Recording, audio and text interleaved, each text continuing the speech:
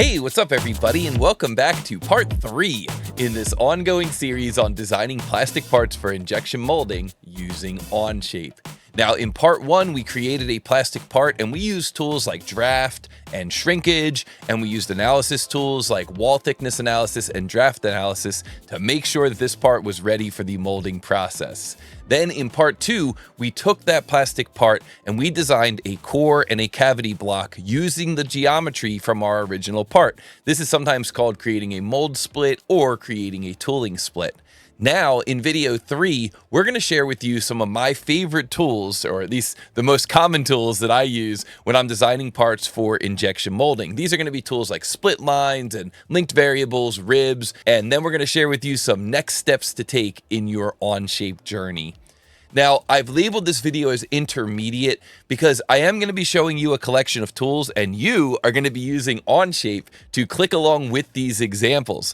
I think that's a great way to learn, to kind of click right along with the instructor, but this may go a little fast for beginners. So if you're just starting your Onshape journey, maybe you want to watch the video once and kind of absorb the information and then go back through a second time and actually do the click along with the instructor. But of course, along the way, if you get stuck or if you have any questions, please feel free to leave them for me down below in the comments, and I will do my best to answer all those questions. And if that all sounds good to you and it sounds like you're in the right place, be sure to hit the like button on this video, be sure to subscribe to the channel, and let's get into it talking about 2 of the most common tools you're going to be using when you're doing injection mold design: split and draft. Now, these 2 tools are often used together. So first I'm going to talk about split, then I'm going to talk about draft, and I think you're going to see how these 2 tools go together. What the split command lets you do is it lets you select entities to split. And if you look down here at the bottom, you can see this can be used on parts, surfaces, or individual faces. So for now, just think of the split command as it lets you take something and split it in 2 and realize that you can either split entire parts into multiple parts or you can split individual faces. So first, let's talk about what exactly is a face and what exactly is an edge. In a solid, an edge exists at the intersection of exactly 2 faces. So if you look at this edge here, it exists at the intersection of this face and this face. If you look at this edge here, it exists at the intersection of this face and this face. And if you look at this edge here, it exists at the intersection of this face and this face. So in a solid, an edge exists at the intersection of exactly 2 faces. So then what does the split command do? Well, the split command creates a new artificial edge on an existing face. So you can see here that we've got one single face, and now we've injected a new edge, splitting that face into 2. So this edge still exists at the intersection of 2 faces, but it just wasn't created naturally by doing something like an extrude. A split face is used to create a new artificial edge on an existing face. And you'll note here at the bottom, the geometry of this model has not changed, meaning that the mass of the model, the volume of the model is still the same, but the topology has changed, which means instead of having 6 faces on this model, 1 on each side of the brick, now we have 7 faces because we have this additional face here. And we also have an additional edge here and here. We have this additional edge, and this edge here has also been split into 2 edges. So the geometry of the model does not change, but the topology of the model does change. Now, when you are choosing to split something, you have to specify a splitting tool. You commonly use sketches or planes as your splitting tool. So we will create this part, we'll create a new sketch here on the top face, and then we'll just sketch a line running right through there, and then we'll use that to split this face in 2. If we wanted to, we could also choose to split this face, which would add a split line down this edge here as well. We'll do that in just a little bit. But you can use sketches to accomplish that. You can also use a plane to accomplish that. There's different times when either one might be better. And you can also take an entire part and split it into 2 individual parts. So here we can see a part that's called hollow box. And what we can do is we can create a split tool, and you'll notice in the split tool, you've got the option to split by selecting a face, which we talked about a moment ago, or split the entire part, which is what we're showing here. And then there's this option here, keep both sides. So what that means is when we're done, we have 2 parts down in the parts list. So we have 2 parts now, and this part has been split into, and I just did a little transform here to move this part up. Normally the box would all be together. It would just be split into 2 boxes here. So we've got the ability to take one part and split it into 2 parts, which you can imagine is pretty useful if you're designing something like a clamshell or a remote control, something that's got a top and a bottom half that come together. You could just design the whole thing as one part and then do a split at the end. So let's roll back here a little bit to this example here, and let's model this part up using Onshape. So here we are in Onshape. We're going to choose Create Document. I'm going to call this Split and Draft. We're going to choose Create. So Split and Draft. We're going to choose Create. And then the first thing that we're going to do here is we're going to go up here to this hamburger menu. So this menu up here lets us control our units. We're going to fly out that menu, and we're going to set our workspace units to be millimeter. Workspace units, millimeter. And once we set our workspace units to millimeter here, workspace units, millimeter, we're going to hit the green check mark. We're going to click the top plane. You can press S on your keyboard and begin a new sketch. You can press N on your keyboard to get normal 2. And then you can press S on your keyboard again to begin a center rectangle. If you don't have it there on your S key menu, you can right mouse button and you can choose Customize. So we're going to choose center rectangle, and we're going to click here on the origin, move our mouse, click again, let go of our mouse, and we're going to type 150, enter, 90, enter. And that gives us our first sketch, 150 by 90 millimeters. And now we're going to turn that into an extrusion. So either click extrude up here or S key extrude. Again, you can right mouse button to customize your S key if you want to add these commands. Extrude, and we're going to choose to extrude this up to a height of 30 millimeters. So 30, enter, enter. And there we go. There is our solid. And all the edges on this solid, like this edge here, exist at the intersection of 2 faces. That's the way solids work when you're solid modeling. Well, now what we want to do is we want to inject an artificial edge right across this top surface here to split this face up here into 2 faces. And so we need a splitting tool. If you remember in the presentation, what we do is we need to create some type of a splitting tool. And you most commonly use sketches or planes as your splitting tool. So let's do this with a sketch. So we're going to pick this face here, S key, begin a sketch, N key to get normal 2, S key to create a line, and we're going to create a line that starts over here and ends up over here. So we're just kind of arbitrarily creating a line. You can press escape after you create that line, and that line is running all the way across the face that we wish to split. Now, if you wanted to, you could have this endpoint located right here, and that would work fine, you know, coincident to this edge, that works fine. But what you want to avoid is stopping short. So adding a relationship there will kind of help make sure that it does work. Or you could have those endpoints kind of going beyond, extending beyond the face that you're trying to split. Either way will work, but for this example, I'm just going to kind of have this end hanging over the edge, and I've got this one coincident. It doesn't really matter as long as you're going over the entire face. So now we're going to exit that sketch. Always a good idea to rename your sketches. So over here in the tree, I could click on that sketch. I could press Shift N, and I could call this something like Sketch for Split. Always a good idea to rename your sketches. It'll really help you kind of keep things in order. And now what I'm going to do is choose the split command. And usually for me to find this command, I just come up here to the search function in Onshape. Just come right up here and I do search tools, and then I just search for split. So you search for split, and then once you launch that command split, you'll see here that you have this choice. Do you want to take the entire part and split it in half? No, that's not what we want to do. Do you want to just take a face and split that face? Do you want to just add an artificial edge on that face? Yes, that's what we want to do. So we click face, and then the first selection box says faces to split. That'll be this top surface here. And then the second box here says entities to split with. That'll be this line here. Pick the line from the graphics area. That's where I have the most luck. Instead of picking the sketch over here, I usually just come over here and pick the line from the graphics area. And then once you've got that selected, there are some additional options down below here. We're going to leave these as the default. So edge projection options, direction, yes. Use sketch plane direction, yes. And keep tool surfaces and curves, yes.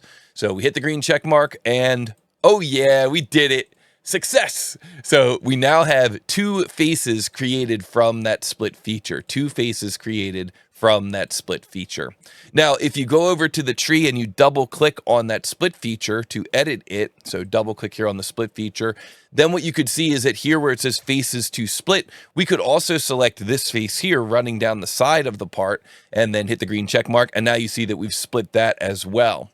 And that line does not need to be hanging over the edge to accomplish that. If I roll the model around to the backside, remember when we created this line, the line stopped exactly here. As long as that line can project down through and intersect this face, which coincident is a qualifier for that, as long as it's coincident to that edge, it can project down through, then we can again use the split command. So I could double click here on the split feature in the tree, and then I could click here in this faces to split and pick this face here, and you can see that the preview shows you that that is splitting as well.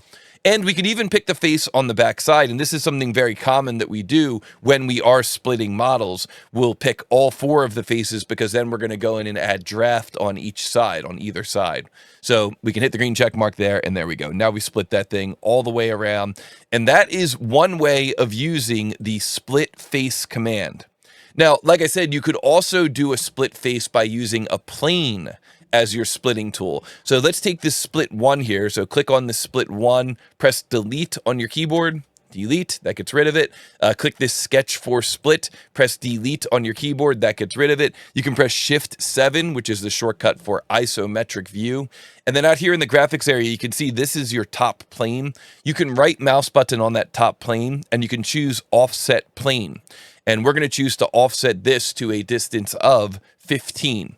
So 15 millimeters up, enter, enter. Now we've created a new plane here. And again, renaming is always good. So you click on that plane, you say shift N. You could call this plane for split. You could also call it parting plane. What we're going to see here in a moment is that a lot of times you split the model and then you use that same plane to define the draft. So usually that plane that is splitting the model, or not usually, but commonly that plane that is splitting the model is also the plane where the core and cavity blocks come together, aka the parting plane. So you could call it parting plane, or you could call it plane for split. And now what we're going to do is we're going to choose the split command again. So we go up here, we search for our tools, split. And we choose the split command here, and we're going to choose to split using the face option, face, and faces to split. We're going to choose this face here on the front of the model. We're going to choose this face over here, kind of on the front of the model. And then entities to split with, we're going to choose this plane, plane for split. So you can choose it from the tree, or you could choose it from over here in the graphics area. So plane for split, and we hit the green check mark. And we can see here that now that plane has gone through and has been utilized to take this model and to split the faces of that model. Now we're only splitting those faces. It's still all one part. So you can see down here in the parts list, we've still got one single part here. We're only splitting the faces, but you can see how you could use a plane to split those faces as well. And if we double click on that split feature, then we could come here where it says faces to split and choose these additional faces. And this is something very common that you do when you are performing draft on a model. You'll use a plane to split the model, and that way you could have this draft going inward and this draft going the opposite direction. So this becomes the parting plane or the parting line for the injection molded part. So that is how you can add the split command in Onshape. You can go through and you can split up those faces. Now remember, in the split command, we have the option to split by selecting a face or multiple faces, but we also have the option to split and take a single part and actually split it into 2 separate parts. So let's do that next. So let's go back into this model. I'm going to minimize this presentation. Let's get rid of our split. So click on the split and just press delete. Of course, we could edit it as well. For my students, what I like you to do is kind of go through repetitively and kind of keep using the same tool over and over again to get used to it. So if that works for you, hit the like button. If it doesn't work for you, let me know down in the comments. We can always adjust for future videos. But for this one, what we're going to do is we're going to delete that split from the tree, and then we're going to keep this plane here, this plane for split, because we're still going to use that, but this time we're going to use it to cut the part into 2 separate parts. And so now what we're going to do is choose the shell command. The shell command is up here on the features section of the toolbar, shell. And then there's an option here in the shell command to make the part hollow. So instead of going around and picking individual faces, you can just say pick all the faces and make this whole part hollow. And so we're going to choose this part here. You have to pick on the part itself to make that whole part hollow. And then for the shell thickness, the default is fine for this example, 2.5. So we hit the green check mark, and now we're going to use the split command. So we come up here to search our commands. You can see that the commands you've searched for in the past are in here in the list, in the recently used list. That also highlights where the command is on the toolbar. If you're like me, I always seem to struggle to find the commands, but now I know where it is. It's right there. So split, and then what I'm going to do is I'm going to choose part. And so I'm going to choose this part here. Now, when you do a split, you could use a surface to cut one half of the part away. And the way you control that is with this option here. So we're going to do the split and we're going to keep both sides. But if we wanted to, we could say, take this plane here, plane for split, and use this plane to cut the part in half. So I want to remove the bottom half. I want to get rid of that bottom half, and I only want to keep the top half. Well, if you wanted to do that, you would uncheck this option here, keep both sides. So we're going to leave that option checked on, and we're going to choose part, this part right here, and then entities to split with. So you click down in this lower box. We're going to choose plane for split. And now we can hit the green check mark. You'll notice that down here, if you watch your parts list, the preview is already showing you that you're going to end up with two separate parts. So we click the green check mark here, and now we see we've got part 1, part 2, and you can choose to hide one of those, and then you can see what that hollow box looks like, and you can choose to hide the other one, and then you can see what that other hollow box looks like. So this is really useful, like I said earlier, when you're creating some type of an enclosure where you've got a top half and a bottom half, and you know, they're usually not square like this. It's usually curvy geometry that is aesthetically pleasing for the customer. Well, this makes it much easier when you can design the top and the bottom half together and make sure that all those curves line up properly, and then you can split the part into the two halves. So that's a good application of using the split command and using the option for part. So now that we've covered the split command, let's move on to talk about the draft command. Now you remember from video 1, we created draft on the model by selecting a neutral plane and then adding a draft angle to one or more faces. Neutral plane is one way of applying draft to this part, but we can also apply draft by using what's called parting line. And what we're going to see here is that draft is often used in combination with the split command. Now, when it comes to using split and neutral plane draft, in this first example, we could see that maybe the mold maker is telling us that this part needs to have different draft angles along the same wall. For example, maybe at the top part of this pocket, the mold maker is able to apply 3 degrees of draft, but then once it gets to a certain depth, that draft needs to increase to 10 degrees in order for the part to properly eject from the mold. So this is something that sometimes comes up, and one way you can do it is by using a split line and a neutral plane draft. Now, another example of where you could use a split line and a neutral plane draft would be when the parting line is running right through the middle of the part. And what this means is when you have certain types of parts, especially thicker plastic parts, what you'll sometimes see is that you'll have your core or cavity, your A side, on one side of the part. So it'll look something like this. It'll actually come down like this. And you'll have this steel that comes over and up like this. And then you'll have your other side of the part, the B side of the part, will be kind of the inverse of that. So it'll come over here. That block of steel will go over here, will go all the way up to here, over, down, over. Then you'll have this interior region come over and down and over like this. And so when you have the two sides of the steel, the core and the cavity, that come together right in the middle of the part, that line where they come together is what's known as the parting line or the parting plane of the model.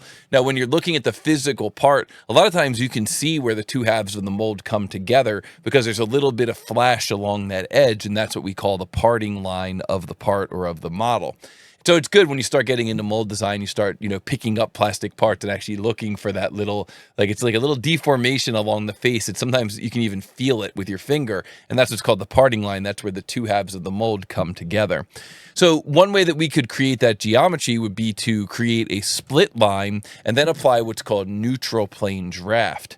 But there is another way to do this as well, and that's what's called parting line draft. And parting line draft a lot of times is better than neutral plane draft, or sometimes it just works works better. Sometimes neutral plane draft doesn't work as well. So we're going to learn about parting line draft in just a moment. But when it comes to neutral plane, the thing that I want you to realize about neutral plane draft is that it's called neutral plane because you select a plane, and then what that plane does is it defines the direction of pull for the part. So it's going to define that the angle is going to be relative to this direction of pull, which is perpendicular to that drafted plane. But the other thing that it does is it maintains a neutral location for the geometry that's being drafted. So the neutral plane defines where the geometry will not change. It defines the direction of pull. It's going to define the angle of the draft, but it also defines where the model will not change, where the geometry will not change. So you can see here that even though this is not a split face, it's just a continuous face here. If we choose to apply neutral plane, then the part does not stay the same down here at the bottom, and the part does not stay the same up here at the top. The part stays the same where the neutral plane exists. And that's an important idea to remember when you're working with neutral plane draft. The neutral plane not only defines the direction of pull, but it also will define where the geometry will kind of stay, where it will not be changed. So let's take a look at an example of this in Onshape, and then we'll roll back and take a look at some of those other applications of split and draft. So in this model, we're going to take our rollback bar here in the tree, this rollback bar, and we're going to roll this back to just after extrude 1. So take this rollback bar here, roll it back to just after extrude 1. And if you press Shift 7, you'll see that you're able to look at this model in an isometric view. Now up here on our toolbar, we're going to choose the command for draft. And from that command for draft, we've got neutral plane and parting line draft types. We're going to choose neutral plane as our draft type, and our neutral plane is going to be the right plane of the model. Then for our entities to draft, we're going to choose this face here on the front of the model. And then for our draft angle, we're going to input 10 degrees. Now, if you click in the background and press Shift 5, you'll be looking down on this model from the top, and you can see pretty clearly what's happening here. The neutral plane, if you imagine a perpendicular axis coming off of that neutral plane, that perpendicular axis is going to be what defines the neutral axis for our draft angle. So the 10 degrees is being measured relative to that neutral axis. But the other thing that the neutral plane is doing is it's saying that this point here, where this face passes through the neutral plane, where this face passes through, or really where this face passes through the neutral plane, that's where the geometry is going to be held. That's where the geometry is going to be held neutral, and then the remainder of that face will change. And I just wanted to take a moment and let you see an example of that. We are going to cancel this command. We're not going to actually apply that draft. We're going to cancel that.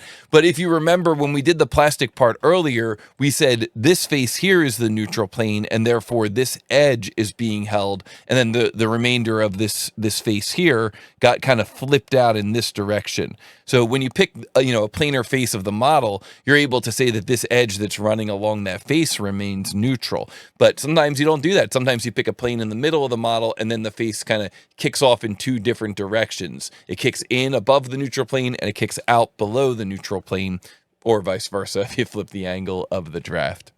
So that's the idea of neutral plane. It not only defines the axis, it also defines what geometry maintains its current state. So now let's roll back here and take a look at some of these other examples of using split and using neutral plane draft. And the first example is a model which has different draft angles along the same wall. So let's mock up this part real quick here by adding some fillets to this rectangle. So S key, fillet, and then our radius here is going to be 20 millimeters, and we'll put that on all four of these corners here. 1, 2, 3, and then you can roll the model around here and pick this fourth corner. So we get all four of those corners there, 20 millimeter fillet, and we hit the green check mark. Now we're going to right mouse button on the top plane, and we're going to choose offset plane, and let's offset this plane to a distance of 22 millimeters. So 22, enter, and enter. And now what we're going to do is we're going to get into this model, and we're going to add some draft to this model. But first, we're going to split all the faces that are running around this model. So we're going to go to the split command. So we come over here, search tools. We're going to type in split, split. And then we're going to pick the split command here. And then we're going to choose faces to split. So instead of part, we're going to choose faces to split here. And then here to kind of shortcut this process, we can right mouse button on one of these faces and we can say select tangent connected faces. And you see that goes around the whole model and gets all the faces that are tangent to that first face.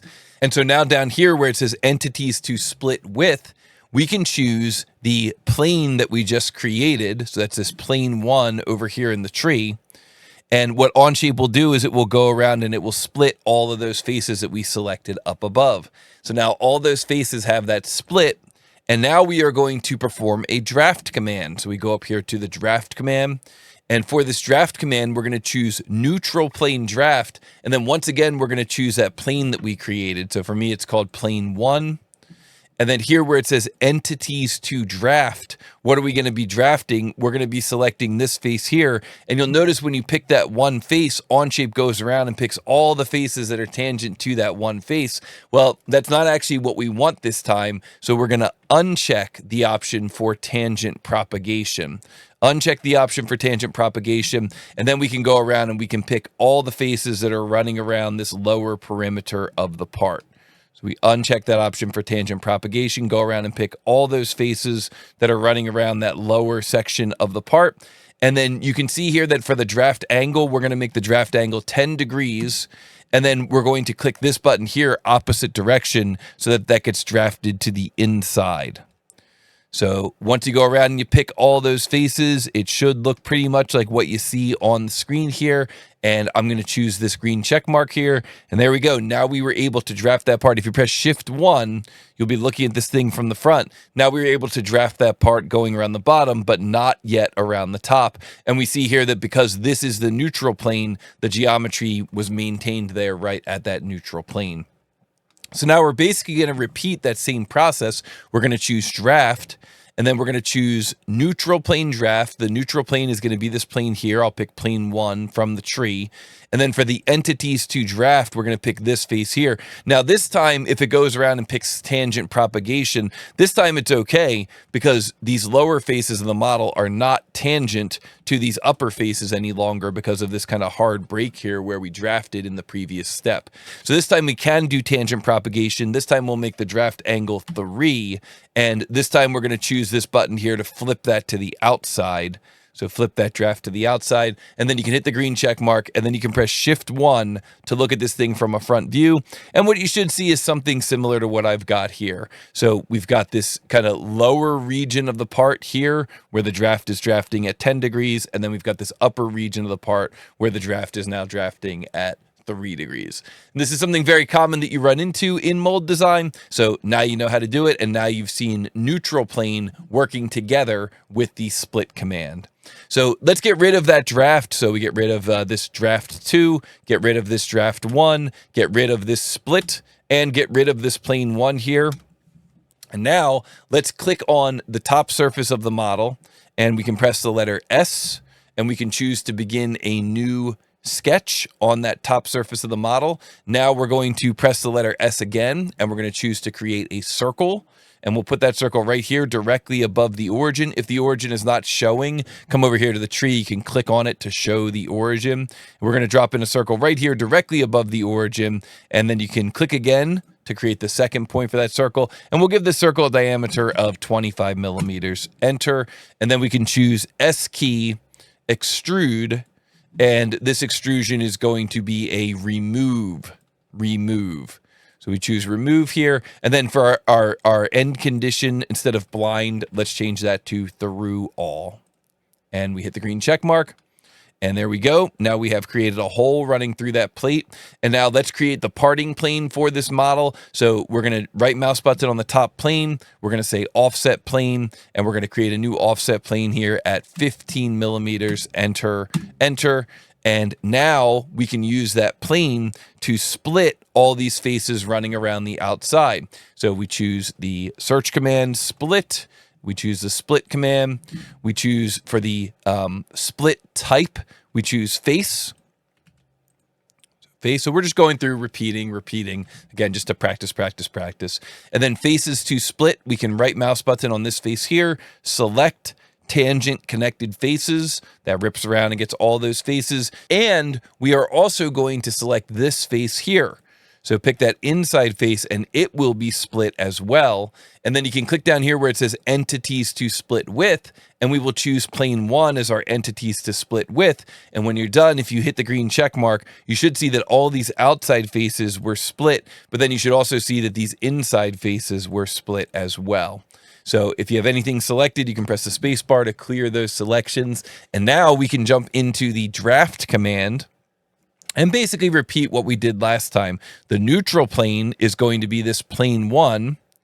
And then the entities to draft are going to be all these faces running around the bottom of the part. So all these faces here running around the bottom of the part. All these faces here. All these faces here and all these faces here. And you want to remember that you cannot have tangent propagation turned on, because if tangent propagation is turned on, you're going to also get these upper faces all in the same command. That's not what we want. So tangent propagation is not turned on. You're going to make sure that you also select this face down here, because this face also needs to be drafted. And then finally, you want to make sure that that draft is going inward as you are drafting down, so that the part can be ejected from the mold. So currently it looks like it's going outward. Let's make that something larger, like 8 degrees, something that's easy to see. So then you can click on this button here, opposite direction, and that flips the direction so that that draft is going inward.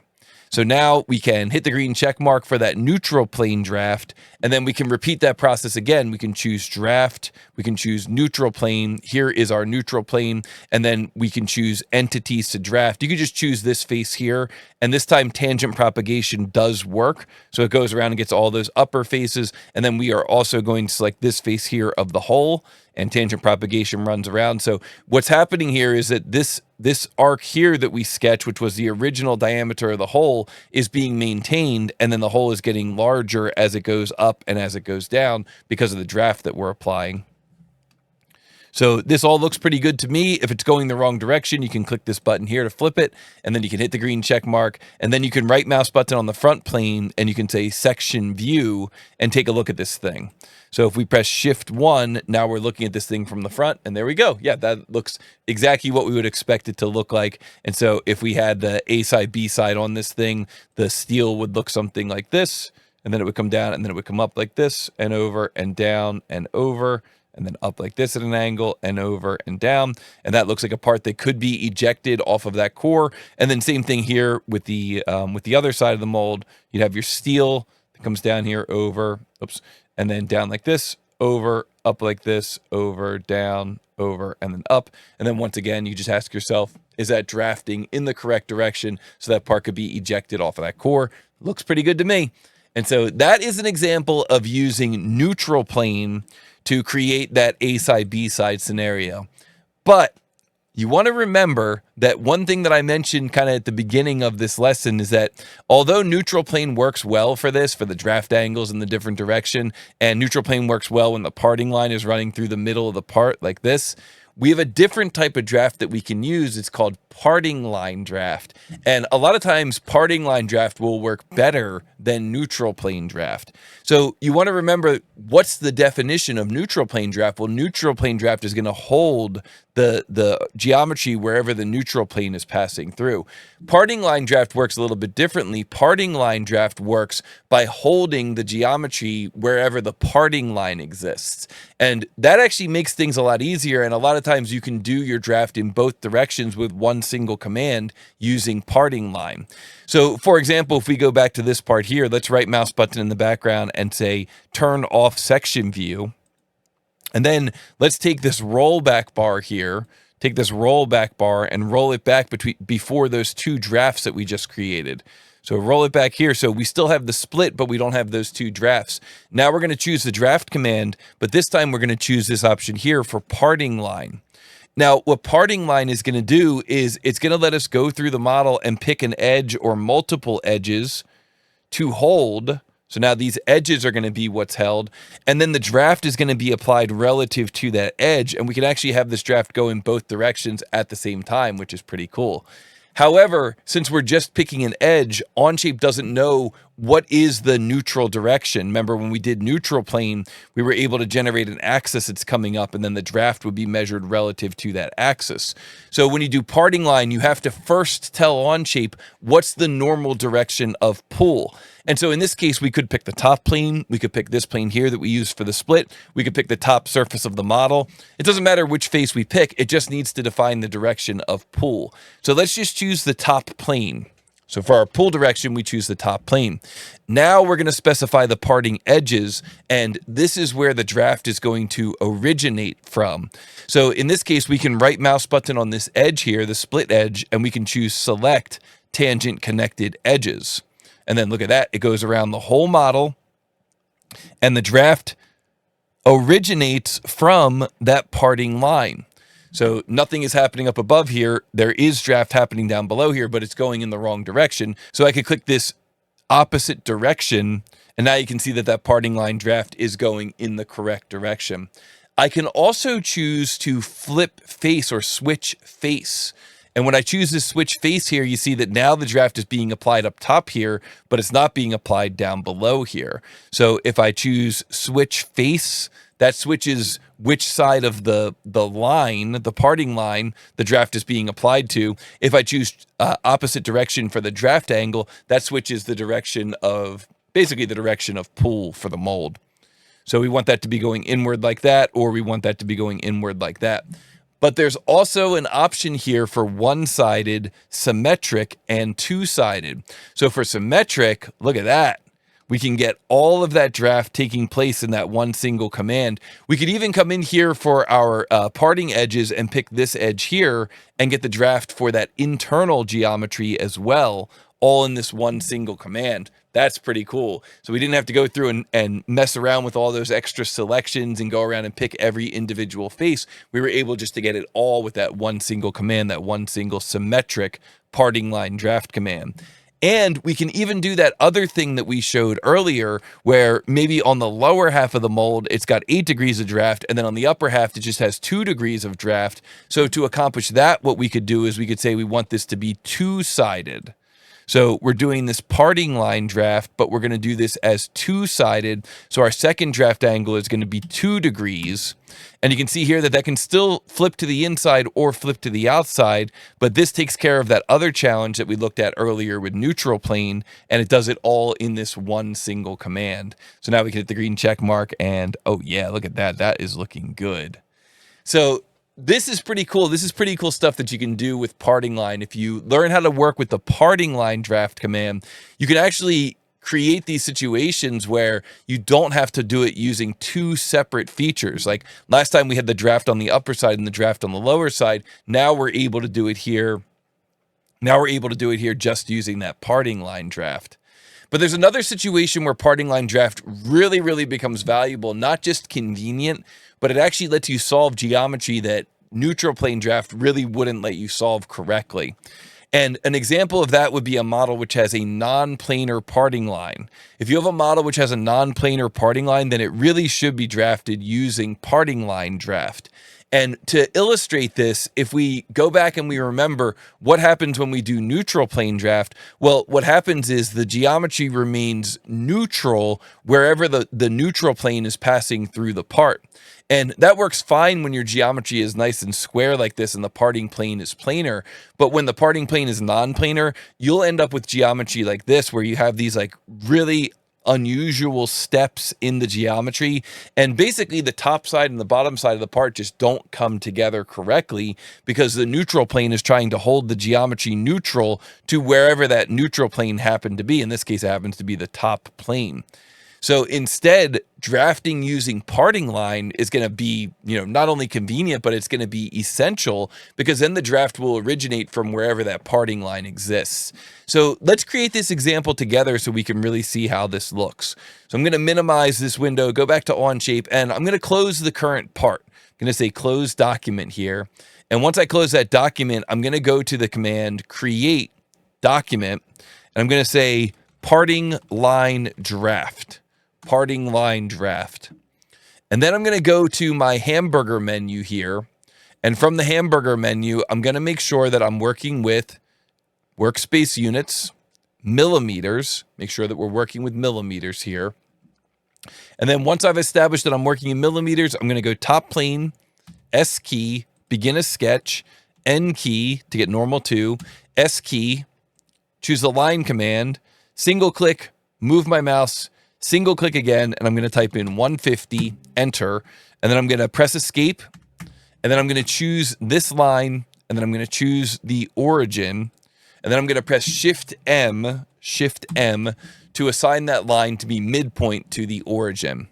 And then I'm going to click on that line, and I'm going to go up here to this menu. Underneath the offset command, we've got the slot command. I'm going to choose the slot command, and I'm going to say that I want that to have a diameter here of 40, enter, enter. And now we're going to take all that geometry and we're going to extrude it. So S key extrude, or you can go to your extrude menu, and we're going to extrude this to a height of 40 millimeters. And we're going to say that we want to extrude this using the symmetric option, symmetric. And then we're going to hit the green check mark, and there we go. There is our model. Now we're going to go to the front plane, S key, begin a sketch, N key to get normal to, and we're going to create a spline. So here on your sketching toolbar, we're going to choose to create a spline. And then for the spline, you can just single click over here. You'll notice that I'm kind of staying between the top and the bottom of the part throughout the creation of the spline. So single click over here, single click over here, kind of on the model somewhere, maybe cross over that middle plane, single click, and then single click over here like so. And then you can hit escape. And that is going to become our parting line for this model. So it's a non-planar parting line between the top and the bottom of this model. So when this happens, it's not only convenient, but it's really necessary to use parting line draft. So now what we're going to do is choose to finish this sketch. So we hit the green check mark for this sketch. And then up here where it says search tools, we're going to type in split. And we're going to choose to split this model. And we're going to split this model using the face option. So face for the split. And then for faces to split, we can right mouse button on one of these faces. Oops, on one of these faces, we can choose select tangent connected faces. So that goes around and gets all the faces running around the outside. And then we click down here, entities to split with, and we choose the spline. And then we hit the green check mark, and boom, that model is now split using that spline as the split line. So again, if you imagine a remote control, it might be designed in a fancy way where it's like curved on the top and curved on the bottom. And so the parting line is also curved, or the split between the top and the bottom of the remote control is also curved so that it looks fancy. So now we need to apply draft to the top and the bottom. So how do we do it? We choose the command draft, and then we choose the option for parting line. Because if we do this as neutral plane draft, we're going to end up with geometry like what we saw here, where we have these like steps, these weird steps in the model, because the neutral plane is going to try to hold the part in its current state wherever the neutral plane is passing through. Well, that's not going to work if the parting plane is, or if the parting line is not planar. So we're going to choose parting line, and then for the pull direction, we're going to choose the top plane. That's going to define, how the parts are coming out of the mold. And then for the parting edges, we're going to right mouse button on this parting line and choose select tangent connected edges. And that goes around and it gets all of the parting line information. And then we're going to choose to make this symmetric so that we are applying draft both above and below. But again, you can see here that the draft is originating from that parting line. So what this probably means is, because there's not going to be as much room. I'm gonna click in the background here and press Shift 1. Because there's not as much room here as there is here, the draft is going to start here and the draft is going to start here. Well, that draft is going to have more time to develop down here, so it's going to pull out further. So when we look at this thing from the top, it's probably no longer going to be a nice smooth, slot shape. We're probably going to see that it's going to pull out further here because the draft is going to have more time to develop, and it's going to pull in a little further here because the draft is going to have less time to develop here. So let's see if that is in fact the case. If we look at this thing from the top, yeah, you can kind of see it already. The geometry is closer to the original geometry here, and then it's fanning out further here because the draft has more time to develop, where the parting line is further from that top surface. So we just need to say that we want this to go the opposite direction. So you just click here, opposite direction. Now that draft is pulling inward, and we hit the green check mark. And oh yeah, that is how you do it. That's how you do parting line draft on a non-planar parting line. You do that using the parting line draft option. So a model with non-planar parting line should be drafted using that parting line draft option. With neutral plane, the geometry is held at the location of that plane. With parting line draft, the geometry is held wherever the parting line is. And then in this case, the top and bottom surface is changed a little bit. And so if we use that parting line option, we get much better results. We get a nice smooth draft running all the way around that model. That's exactly what we were hoping for. And so this brings us to the final topic of the draft command, and that is the topic of body draft. And I know this section is already going a little long, so I'm not going to get into this too deep, but we will take a look at an example together. The body draft command allows you to draft a part by selecting edges, faces, or the part itself. And the body draft command can combine the split and draft into one workflow. So let's take a look at an example of this. We'll start by going back to that very simple part that we had, just that rectangular block. So I'm going to minimize this presentation here. We're going to close this parting line draft, although we will come back to this in just a moment. And then we'll go back to the one that we created called split and draft. And then we're just going to take this bar here, the rollback bar, and we're just going to roll back here. We'll just roll back here until we have that simple brick. And then what we'll do is we will right mouse button on the top plane. We'll choose offset plane. Let's offset that to a height of 20. Enter, enter. So now we have this plane 2 here. So all we have is the extrusion, and then this plane 2, the sketch, the extrusion, and then this plane 2. And then what we'll do is we will choose the command draft. But here, if you fly out the draft command, you've also got what's called body draft.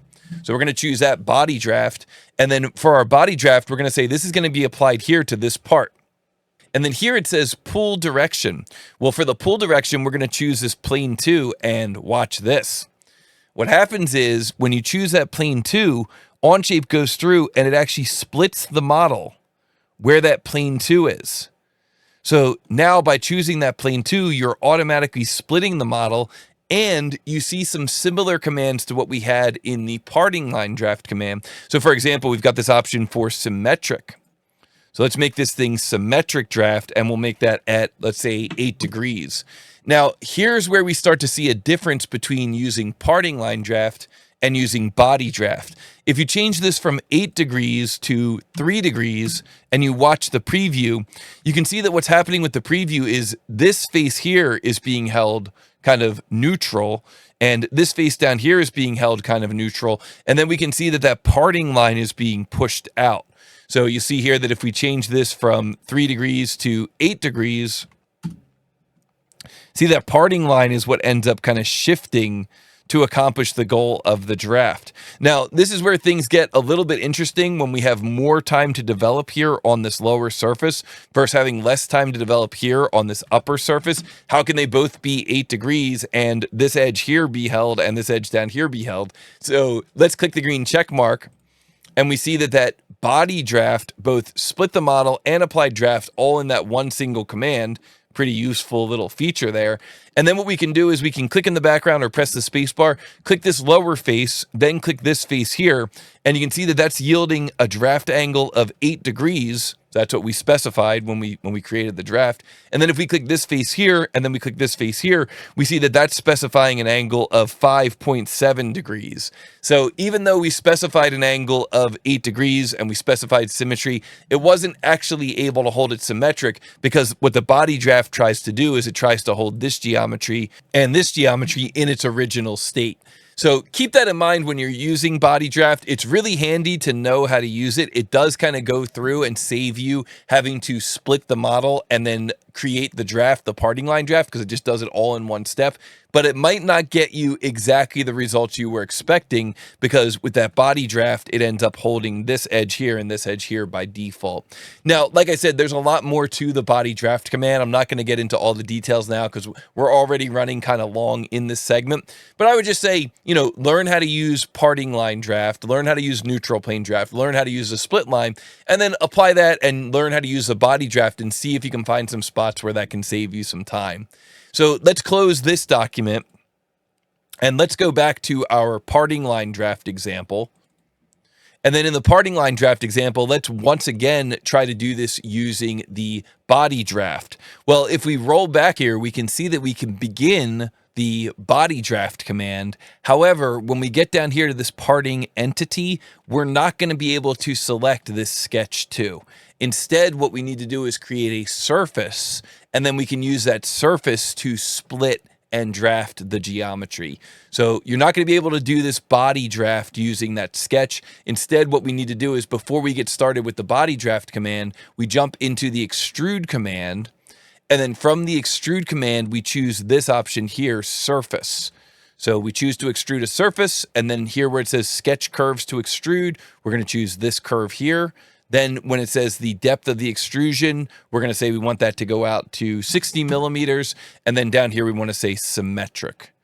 So 60 millimeters symmetric. That way it's going all the way out beyond all the geometry of the model. So now that we've got a surface, we can hit the green check mark. And once we have that surface, we can go back up here to body draft. And the parts that are going to be drafted is going to be this part here. You just click anywhere on the part. The pull direction is going to be the top plane. Now, when we choose the top plane, the default behavior is that Onshape is going to go through and apply that draft using the top plane to split the model as well. So here where it says parting entity, you can click this little X here, and then you can choose this surface.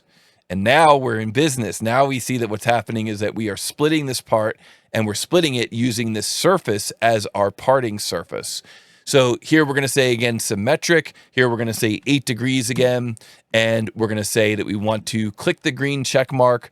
And then down here in your parts list, you can expand that surface. And then you can choose the little eyeball there to hide that surface. And look at that. That is looking good. So there we were able to see that we were able to use that body draft command to basically do a split geometry, a split feature, and do a parting line draft all in one step.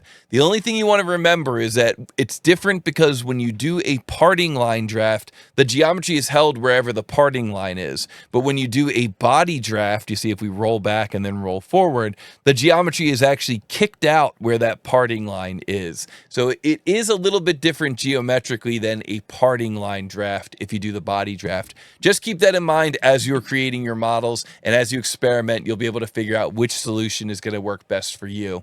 And of course, we only really scratched the surface of body draft. There's a lot more that you can do with body draft as you dig deeper into those options. But I think we've spent enough time on this topic for now, and I hope now the split and the draft features make a lot more sense to you. And if they do, be sure to hit the like button on this video. If you have any questions or comments, let us know down below in the comments section. But for now, I think we are ready to move on to the next topic, and that topic is going to be creating variables for use for the draft angle and the wall thickness in your plastic parts. All right, so now we're going to talk about one of my favorite tools for doing plastic part design for injection molding, and that is using the Onshape Variable Studio to create variables for draft angle and wall thickness, and maybe for some other parameters in the document. And so the idea of the Variable Studio is that you can create named values that can be linked to dimensions to be used throughout the document. So for example, we could create a named value for wall thickness and then link that to a numeric value of 3 millimeters. Or we could create a named value for draft angle, and then we could link that to a numeric value of 5 degrees. Now, this table is going to show up over on the right side of the screen in what's called the variable table section of Onshape. And then when you go in and you start creating features, you can create these values and then link these values to the dimensions in the document by using the hashtag symbol. So the shift and the number 3 on your keyboard to create that hashtag symbol. So for example, when we are adding this neutral plane draft, we could say link this to the draft angle. Now, the cool thing is, in the case of this plastic cover, we had the draft angle on the outside wall, then we had another draft feature for the lip and groove, and then we had another draft feature for the hole.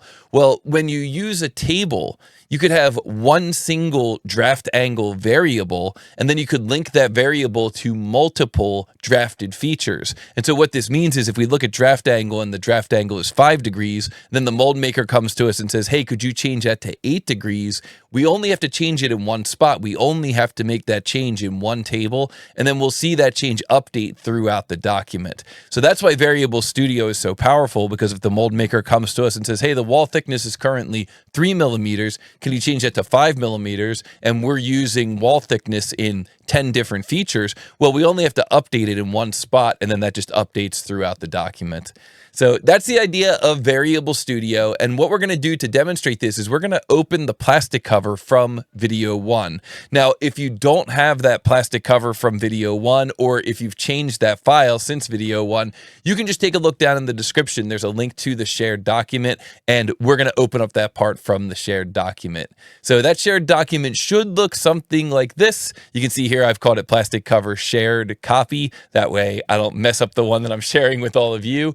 And now we're going to get into it with the creation of this Variable Studio. And we'll start out by going over here, over to the right, and we're going to click on this tab. And once we click on that tab, you can see we're accessing the variable table. And then down here at the bottom, there's this option for Create Variable Studio. And that's the option that we're going to use. So Create Variable Studio. That puts the Variable Studio up here, which is the Variable Studio is just the name of the table that's going to affect the entire document. And it also puts it down here at the bottom of the screen on its own tab.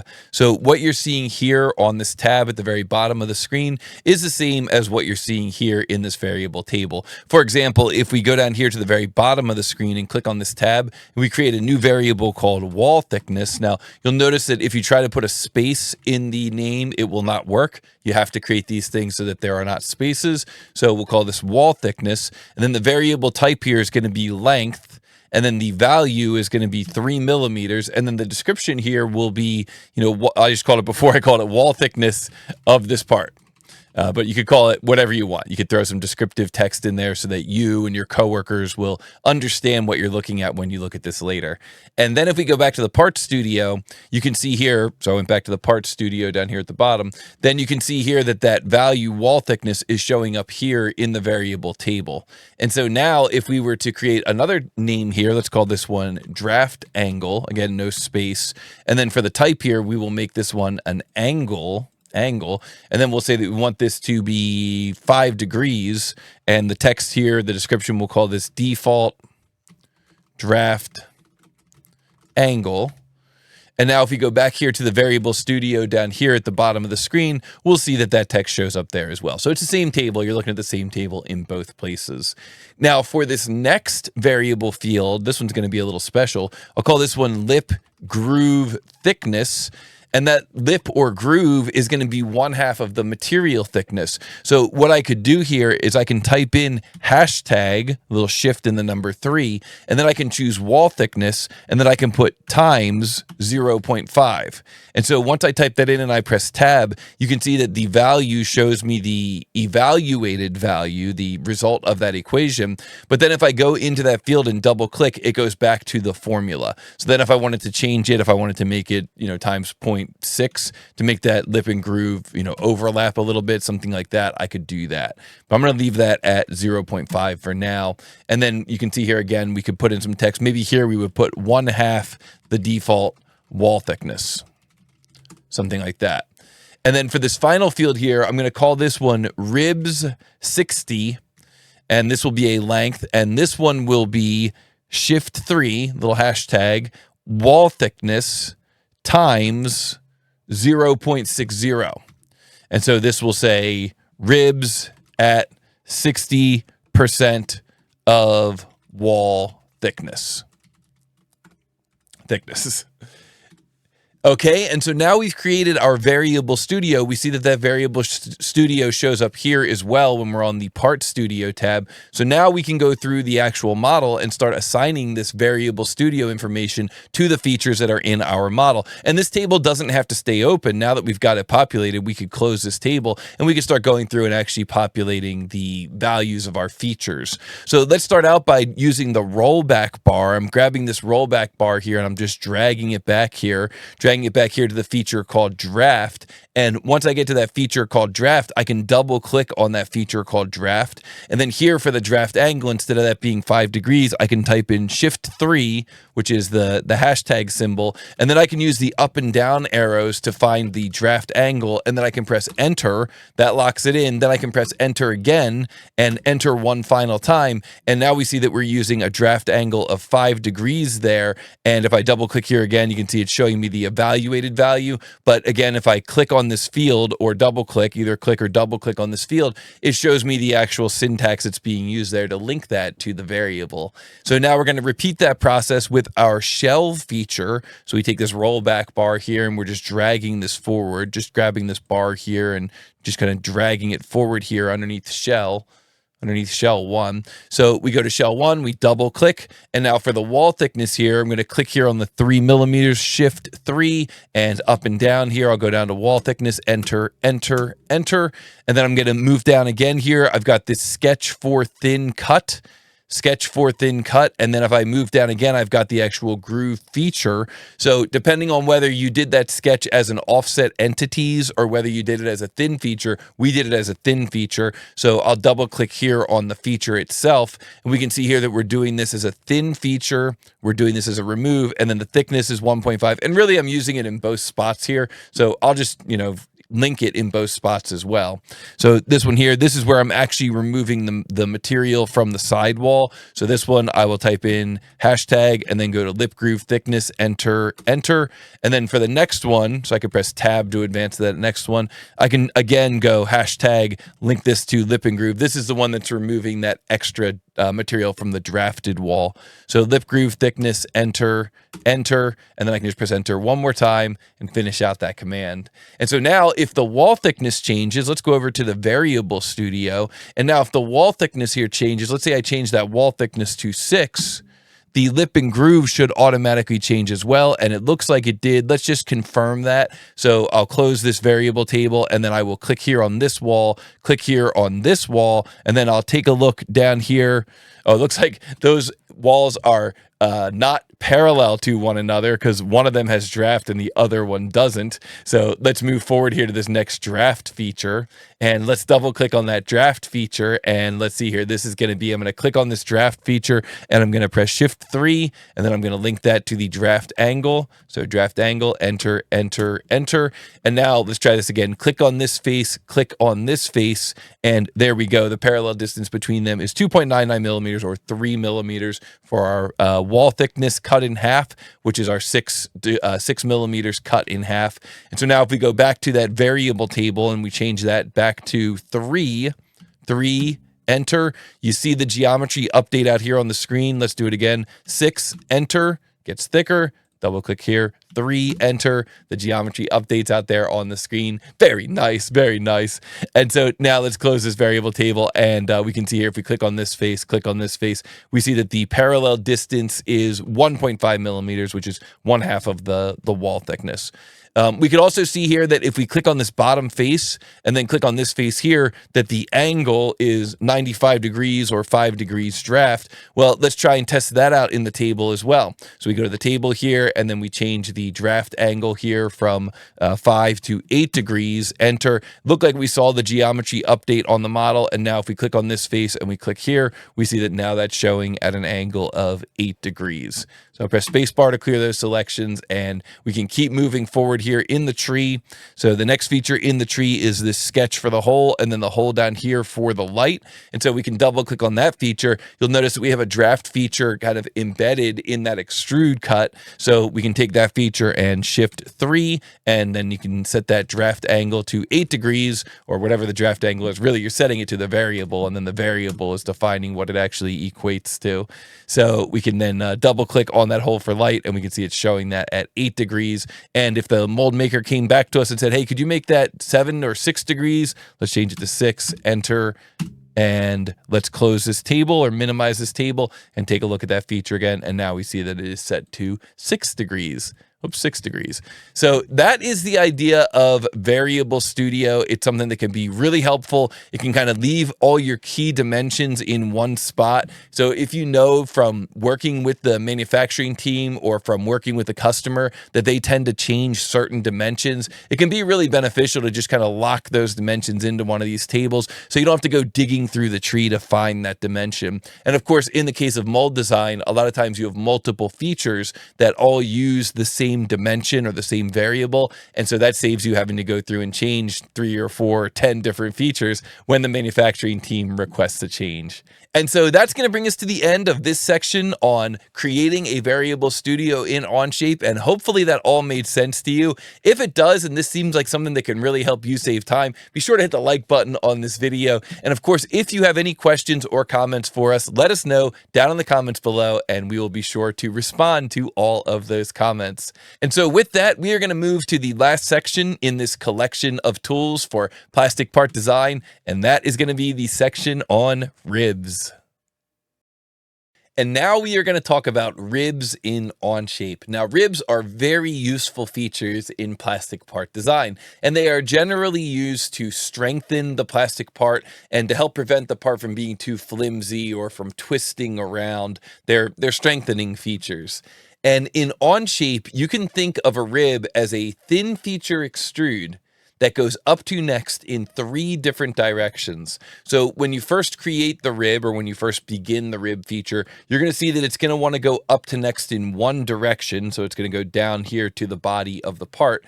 But then you're going to typically check this option on, extend profiles to part.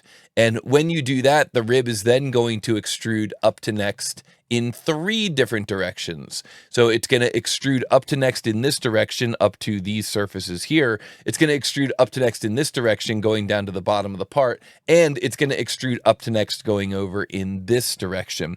Now, this is very important to understand because a lot of times what people do when they're first getting started with the rib command is they'll create the sketch for the rib down here, down on this lower face. The problem is that then when you go to extrude the rib, there's nothing for the rib to go up to next to in this direction, meaning there's nothing that's going to stop the rib. So you always want to think of the rib as needing to extrude kind of down into some kind of a pocket. And that rib should always be created up in space so that it can extrude up to next. So just remember, always think of the rib as a thin feature extrude that goes up to next in 3 different directions. You never sketch the rib down here on this lower face. You always sketch it up here, kind of up in space, and then extrude it up to next, down into the part.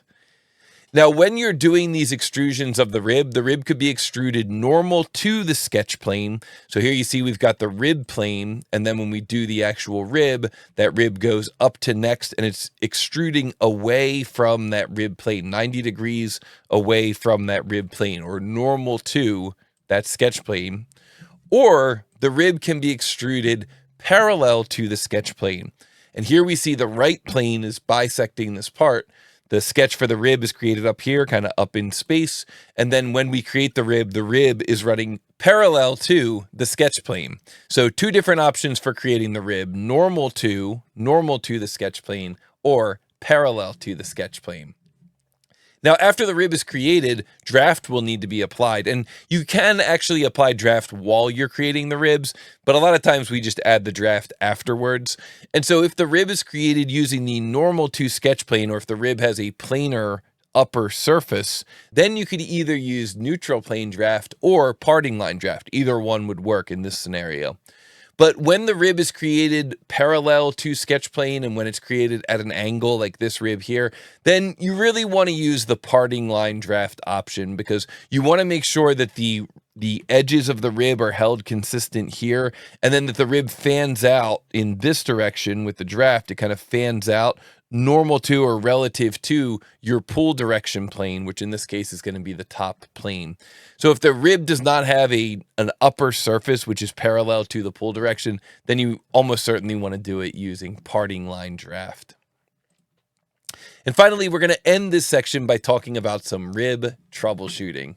So let's jump into Onshape here and take a look at our model. And we'll start out here by creating a boss extrude here. So pick this face, S key, begin a sketch, N key to get normal to, S key to create a circle. And we're going to create a circle right here. So you see how I took my mouse here and I put my mouse over this edge, and then I move my mouse to the center of that edge, and that wakes up the center point. And then I'm going to single click, move my mouse, single click again, let go of my mouse. I'm going to say 8 millimeters for the diameter of that circle. Now I'm going to take that circle and I'm going to press the S key, extrude, and we're going to bring that up to a height of up to face, and the face is going to be this face here of our groove. So we're going to bring that circle up to that height, up to face. And then finally, we're going to go in here and we're going to say we want this extrusion to have some draft. So we pick draft here. And now here on our keyboard, we're going to click in here where the draft angle is, and we're going to type Shift 3, which begins the hashtag symbol. And then we'll say we want to assign that draft angle. Draft angle. And then if you need to, you can click here to change the direction for that draft angle, and that way we've got kind of a standoff there that we can either put a screw hole into, or that we could just use to kind of support the two halves of this cover.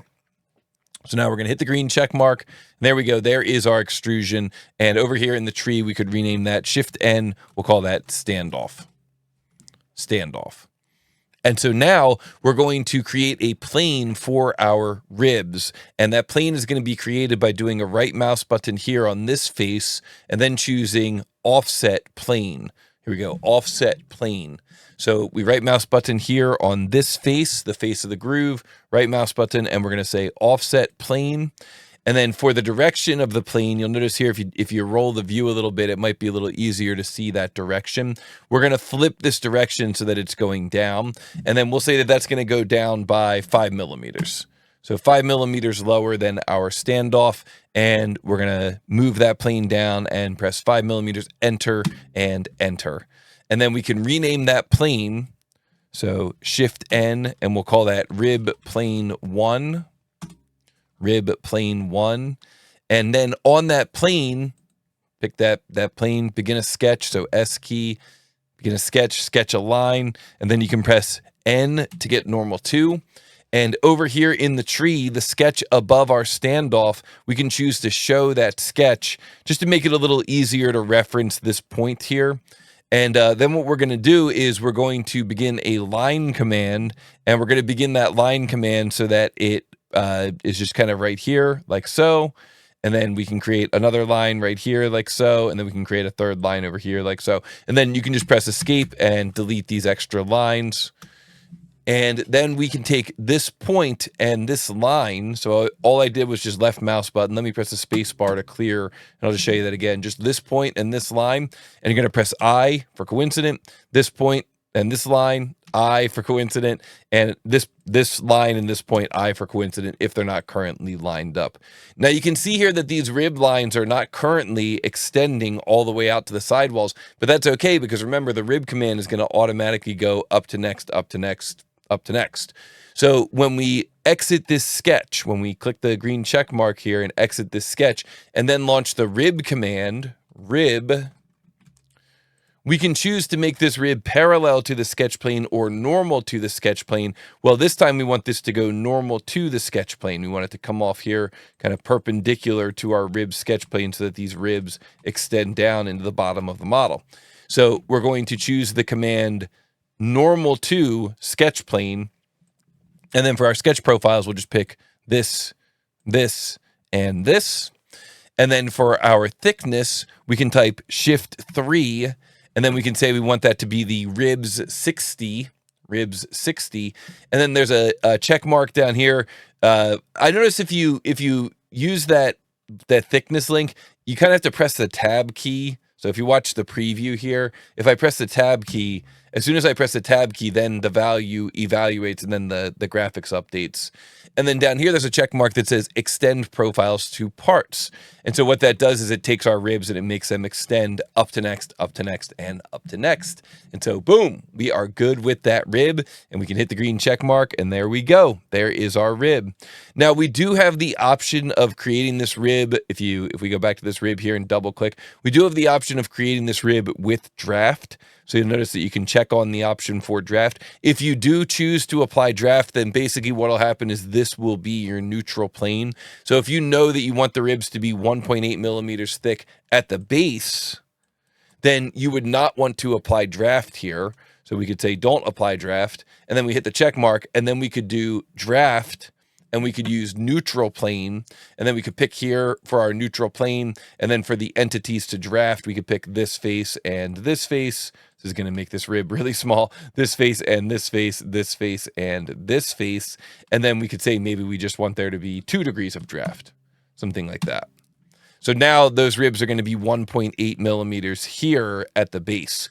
If if the number that you're inputting for the rib is the number that you want it to be at the base, then you got to make sure that you add that draft afterwards and add it from the bottom. We're going to actually add draft in just a couple of steps, so I'm going to get rid of this draft for now, and we are going to move on now and talk about the other type of rib that you can create, which is the rib for parallel to sketch plane. So for this one, we're going to go to the right plane. We're going to right mouse button and say section view, and then we'll hit the green check mark here, and then we'll go to the right plane again. So left click on the right plane, and then you can press S key, begin a sketch, and then N key to get normal too. So we're going to put a rib down here kind of in this section of the model. So we begin the line command, and just make sure that when you sketch this rib that it's up here, kind of up in space, but also make sure that when the rib extends that it's going to hit the body. If the rib extended and it ended up like going through this hole here, or if up top, if the rib extended and it ended up like going up like this, then that's going to be a problem. The rib isn't going to work because it cannot terminate when it goes up to next and up to next and up to next. So for example, if the rib was sketched like this, it's going to be problematic. If the rib was sketched like this, it's going to be problematic. The rib needs to terminate up to next in all 3 directions, at least if you're going to use that option for extend profiles. So we'll just create the rib something like this, hit the green check mark, and now we can exit the section view. So right mouse button, turn off section view, and then we can choose the rib command, and we can choose this sketch entity here. And so there you can see it's able to go up to next in this direction, which is parallel to the sketch plane. This face here is parallel to the right plane of our model. Let's show that right plane so we can just see it. So there you go. So this surface here of the rib is parallel to the right plane that we had sketched on. So that's the option for parallel to sketch plane. And we can say extend profiles to part, and there we go. Up to next, and up to next. For the thickness here, we're going to type Shift 3, and then we'll go down here to our rib 60, enter, enter, enter, and there is our rib. I'm going to hide the right plane, and this thing's really coming together nicely. So then when it comes to the draft command, we can choose draft, and we could use neutral plane if the top surface of the rib is planar and is parallel to our pull direction. So we could use neutral plane here. We could say this is our neutral plane. So all the ribs will stay at 1.8 millimeters wide. And then for our entities to draft, we could pick this, this, this, this, this, and this. And that will certainly work. And so then we can hit the green check mark, and there is our rib draft. For that draft angle, let's double click there on that draft 3 to edit it. For that draft angle, this really should be hashtag and then draft angle. That way it's linked to our variable table that we set up in the earlier part of this video or the previous section. And then what we could do here is we could choose to create some draft on this rib, but this draft will not be neutral plane. This draft will be parting line. So we'd go here to draft, and then from the draft here, we could say parting line. And then for the parting line pull direction, this is going to either be the top plane, or we could even pick this surface here. This face here is parallel to the top plane. So this face right here. And then for our parting edges, we're going to choose this edge here and this edge here. And there you can see the draft preview beginning to update. Let's go down here to the draft angle and we will say hashtag, and this will be draft angle. Draft angle, enter, enter. That updates the preview. Maybe take a look at both sides and make sure the preview is looking good. I think that's looking pretty good. We hit the green check mark again. And now if we press Shift 5, that'll take us to a top view. And we can see pretty clearly here that the model has draft on it looking down from the top. And hopefully that's enough draft for our mold maker. You know, the mold maker might come back and say, hey, I need the ribs to have a different draft angle than the rest of the part. And if that were the case, we could go into our variable studio, and then we could create a new variable here called rib draft, something like that.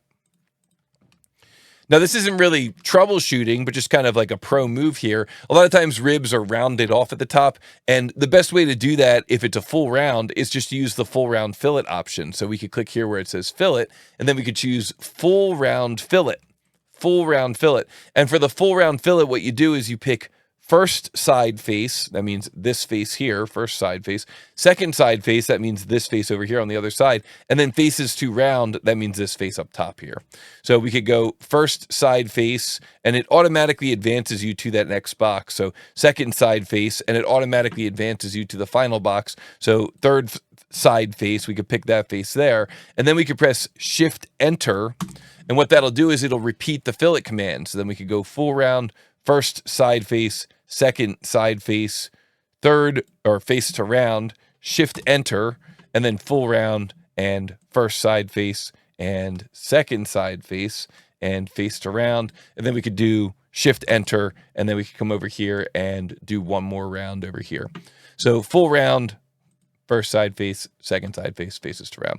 So that's just very common that you'll see a rib will be rounded off there. And depending on how the draft is created, you're not really going to know what the correct radius is. So just doing a full round makes it easy. You know, imagine if the wall thickness at the bottom was 6 millimeters and then there were 6 degrees of draft. You're not really going to know what the radius is here at the top, what that radius is supposed to be. So instead of guessing, you can just do full round fillet and let Onshape do the work for you. And then finally, when it comes to troubleshooting ribs, the most common issue that I've run into with ribs has to do with using that option of extend profile to part, meaning having that rib go up to next in this direction, up to next in this direction, adding that up to next in 3 directions. That's where I usually start running into problems with the rib. So to illustrate this, what I'm going to do is I'm going to go here to the rollback bar, and I'm going to take the rollback bar and just drag it up here until it's right underneath the rib plane. So take the rollback bar here, drag it all the way up here until it's right underneath this rib plane that we created, kind of sticking down from the groove. Remember, we offset this face here to create that rib plane. And then what I'm going to do is I'm just going to take that rib plane and roll it before the standoff, this feature here, the standoff feature, and before the sketch for that standoff. So I'm going to take the rib plane and drag it here so it's just after the scale for shrinkage. And then I'm going to take the rollback bar and roll it back to just underneath that rib plane. So now what I want to show you is that when we create a rib and we use the option for normal to sketch plane, we can begin the sketch here. So begin a sketch here on the rib plane. And then we can create some kind of exotic geometry. And what I mean by that specifically is we could create a circle. I'm going to press N here to get normal to. Going to hold my, going to drop this circle out here just so it's kind of like vertical to the origin. And then I'm going to create 2 lines. I'm going to create a line here that comes across like this. And I'm going to create a line here that comes over like this. And so then what I'm going to do is I'm going to exit that sketch, and then I'm going to choose to begin a rib command. And I'm going to say I want this rib to be normal to the sketch plane. And then I can choose that circle, and I can choose this line here, and I can choose this line here. And you can see that I'm getting kind of an exotic profile there for that rib. I'm going to say extend profiles to part, and whoop, look at that. Now we're running into some issues with that profile being extended. And this is the most common time that I run into this, although it certainly could be because I'm trying to take this line here and run this line over this hole. But this is the most common time that I run into issues like this, is when I'm extending profiles to part. So if that happens, if you run into an issue like that, then what you can do is you can just hit the check mark. And then remember, you can pick a face, and then you can choose extrude directly from that face. So I could pick this face here and extrude, and I could just say extrude that up to next. And there we go, problem solved. And then I could pick this face here, and I could do the same thing. I could just go extrude, and I could say I want that to extrude up to next. And then I could pick this face here, and I could say extrude, and I could say I want that to extrude up to next. So that certainly is one way that you could resolve an issue like that. Another way that you could resolve an issue like that is if you happen to be sketching at the very top of the geometry anyway, just extend your sketch geometry right to the geometry. And so to illustrate this, I'm going to take the rollback bar and I'm going to roll it back again to the rib plane. But this time, instead of sketching on the rib plane, I'm going to sketch here on this surface. So pick this face, S key, begin a sketch, N key, get normal 2. And then I'm going to create a line here that comes from this point all the way across to this point. And then I'm going to create a line here that goes from the midpoint all the way across here to the middle of the arc there. And so you can see now there's no ambiguity. Now it's just the rib is going all the way up to that geometry. And in theory, this should still work, right? Because we're going to go up to next and it's going to come down here. So it should just kind of ride right along this surface here and also just kind of ride right along this surface here. And so, oh, actually, whoops, let me get rid of that relationship and take that rib to this midpoint. There we go. And so now if we go to the rib command, so exit the sketch, go to the rib command, now I could choose this curve, and then I could say normal to sketch plane, and look at that. It works no problem. And I don't even have to use that extend profiles to part condition. So that certainly is a good way to troubleshoot this.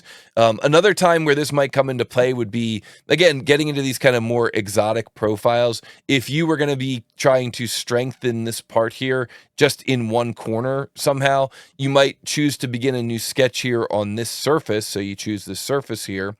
And then once you choose this surface, S key, begin a sketch, you could create maybe a line and then an arc, and then another line here, like so. And then you can hit the green check mark and then choose to create a rib and choose normal to sketch plane and this line, this arc, and this line. And now, once again, if we go to extend profile to part, maybe we don't get quite the expected results.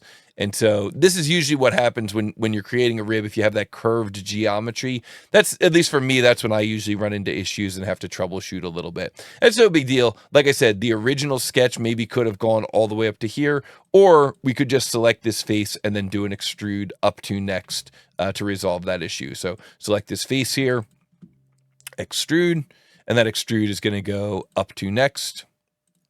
And look at that. Nice and fixed. Just repeat the same thing on that other side. So that's one spot where I will run into issues. And then the other spot, and this is going to be very similar here, the other spot is if I'm creating a rib and that rib is parallel to the sketch plane. So let me roll back here again to the scale for shrinkage. And now this time I'm going to go to the right plane, begin a new sketch. So right plane, S key, begin a new sketch here on the right plane. And now what I'm going to do is create some geometry like a line and then a curve and then another line coming down here like this. And if I press N to get normal 2, I can just take a moment and make sure that that line is going to run into the part. I don't want it angled up like this because then it can't run into anything. So I want to make sure that that line is going to run into the part there. And so once I've got that geometry, then what I could do is I could go to the rib command. So hit the green check mark, jump into the rib command, rib, and then I can choose this line, this arc, this line. And certainly the rib begins to complete correctly. But then when I go to extend profiles to part, oops, run into some chaos here. It's not really working the way I was hoping it would work. Oh, well, no problem. I'll just uncheck that option and then I'll hit the green check mark here. And then once again, we could maybe pick this face here and do an extrude, and then that's going to go up to next. And that solves the issue with that rib. And then for the other section down here, I could maybe pick this face here and do a delete face command. So here's the delete face command in Onshape, very useful command. So I could say delete face, and then I could say heal as the delete face type here, delete face, heal. And so you can see what Onshape is doing is it's getting rid of that face, and then it's just extending this face here down, which is perfect. It's a perfect solution for us here. So heal, hit the green check mark, and then boom, now we are done troubleshooting that rib. So I know that when I first got started using Onshape, I was a little bit concerned when I started running into those errors. But then after I talked to a couple of pros, a couple of experts, they steered me in the right direction and shared with me some of those tips like that extrude up to next or using delete face to kind of clean up that rib. Between those two things, you should have no problem getting those ribs to extend up to the part. And like I said, the other strategy that works pretty well for me is if I know that I'm going to have kind of exotic geometry, instead of sketching the rib and having it stop short, I'll sketch the rib so that it goes all the way up to that boundary if I can. It's not always an option depending on how the draft is constructed, but if I do have that option, I'll just create the rib so it goes all the way up to that boundary geometry, and that way I don't even have to worry about extending it because it's already touching that boundary. And so that's going to bring us to the end of this section, all about how to construct ribs and also how to troubleshoot ribs. So I hope that helped you to understand a little bit more about how we can use the different options found in the rib command in Onshape. And if it did, be sure to hit the like button on this video. And of course, if you have any questions or want to leave any comments, leave them down below in the comment section, and I will be sure to reply to all of those questions. And that will bring us out to the next steps for you. So what are your next steps in this journey? Well, in these videos, we really covered a lot of material. We started out by talking about how injection molding works. We talked about modeling a plastic part. We talked about preparing that part for mold tooling design, so adding things like draft and shrinkage and addressing other concerns. Then we talked about how to create the mold split or the tooling split, meaning we created the core and cavity block using the geometry from that plastic part. And then finally, we talked about how to use specific tools and features in Onshape, things like split and draft and using Variable Studio and using ribs. So now what's next for you? Well, I would encourage you to take a look at the Onshape Learning Center, and not just the Learning Center in general, but some specific lessons. So the lesson on advanced part design is really going to help you if you're doing a lot of plastic part design and if you're doing a lot of parts that are working together in a multi-part configuration or in an assembly. That's really going to help you to design those parts together. There's also a series of lessons on surface modeling. So when you get into plastic part design, a lot of times you also have to learn how to do swoopy, lofty geometry, and that means you're going to need to learn some more surfacing. So take a look at these lessons, all linked down below in the description. Beyond that, it's going to be really important to learn about feature script. And at a minimum, I encourage you to learn how to search for existing custom tools and how to load those tools into your session of Onshape, because this is truly going to unlock some capabilities. And some of those capabilities are specifically designed for plastic injection mold design. So I've included a link down below to that training on feature script. I've also included a link to this forum post that Neil Cook put up that shares the mold stock custom tool, the mold shutoff surface custom tool, the mold parting surface custom tool, and the mold split custom tool. You're going to need to know at least a little bit about feature script to understand how to load those into your session and start accessing those tools. And then finally, I've included a link down below to Neil Cook's webinar from August last year, where he explains specifically how to use all these tools to enhance your capabilities for designing injection mold tooling. So those are your next steps, and I hope that that all makes sense, and I hope that you enjoyed this session. Thank you so much for being a part of this. Thank you for tuning in and for watching this content. Thank you for leaving comments down below and letting us know how we're doing. And don't forget, before you leave, be sure to like, be sure to subscribe, and be sure to come back for the next TooTallToby Onshape tutorial. See you, everybody.